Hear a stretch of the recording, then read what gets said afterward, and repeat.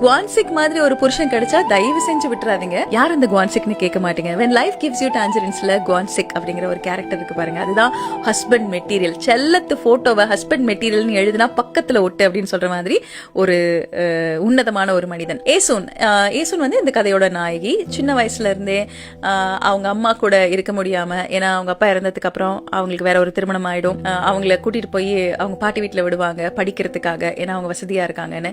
அங்கேயும் அவங்கள சரியா ட்ரீட் பண்ண மாட்டாங்க. நிரந்தரமா ஒரு வீடு இல்லாத ஒரு பெண்ணுக்கு குவான்சிக் தான் சின்ன வயசுல இருந்தே அவங்க கூடவே இருப்பாங்க. நீ என்னவாக போற பெரியவனாகி அப்படின்னு கேட்டா, ஏசூன் பிரசிடென்டாவா, நான் வந்து பிரசிடென்டோட புருஷன் ஆவேன் அப்படின்னு சின்ன வயசுல இருந்தே நம்மளுடைய ஏசூனோட கனவுகளை தூக்கி பிடிக்கக்கூடிய குவான்சிக். இவங்க ரெண்டு பேரும் அவங்க அம்மாவும் இறந்ததுக்கு அப்புறம் ஊரை விட்டு ஓடி போயிடுறாங்க. பூசான்ல ஒரு நைட் தங்கிட்டு மறுபடியும் இங்க வரும்பொழுது இவங்க வீட்டுல எல்லாரும் ஏசூனை நீ கேரக்டர்லெஸ் உமன் அப்படின்னு சொல்லிடுறது மட்டும் இல்லாம, நம்ம குவான்சிக்கு வந்து அத்லீட் கனவு இருக்கு, நீ அதை கெடுத்துட்டேன்னு சொல்லும் போது, சரி நம்ம யாரையாவது கல்யாணம் பண்ணிக்கலாம் அப்படின்னு யோசிக்கிறாங்க. அந்த டைம்ல தான் பூசான் கில் 30 வயசு இருக்கிற ஆளு, ஸ்கூல் டிராப் அவுட் பொண்ணு, காலேஜ் படிக்கணும், போயட் ஆகணும் அப்படின்னு இருக்கக்கூடிய அந்த கனவு இதெல்லாம் தூக்கி போட்டுட்டு அவங்க வீட்டுல இருக்கக்கூடிய 2 குழந்தைய பாத்துக்கிட்டு அப்படியே அந்த வீட்டோட ஹவுஸ் கீப்பர் மாதிரி இருந்துட்டு எப்படியாவது காலேஜ் படிச்சிடலாம், பணம் இருந்தாலும் வீடு இருந்தாலும் இந்த உலகம் நம்மள மதிக்கும் அப்படின்னு நினைச்சிட்டு அந்த கல்யாணத்துக்கு ஓகே சொல்லிடுறாங்க. ஒரு ஹோட்டலுக்கு போனா சாப்பிடுற சூப்புக்கு 50 ரூபாய், இதை வேஸ்ட் பண்ண போறியான்னு கேக்குறான். நான் போட்டிருக்கிற ட்ரெஸ்ஸுக்கு சீப்பா கொடுன்றான்.